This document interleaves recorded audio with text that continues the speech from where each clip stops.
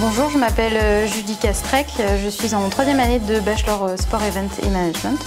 Et aujourd'hui, c'est moi qui vais animer la conférence donc, sur les médias et le sport de haut niveau. Cette conférence est très importante, je trouve, dans cette filière parce qu'elle nous apporte beaucoup, notamment dans la mise en place et la création d'événements parce que dans la classe, on a tous justement eu on a mis la main à la pâte, si on peut dire.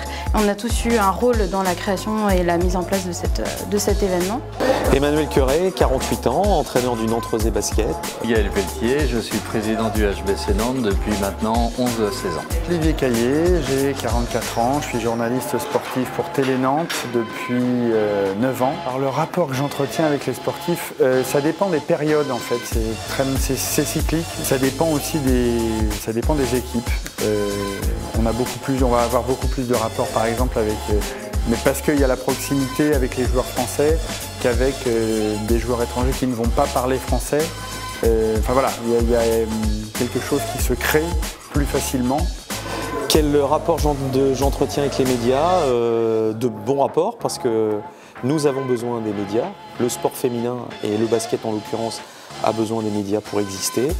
Et jusqu'à présent, ça se passe plutôt pas mal. La conférence organisée à ICFAC Nantes était une bonne expérience parce que c'était un moment dynamique où plein de sujets ont été abordés concernant nos relations de nous, clubs, avec les médias.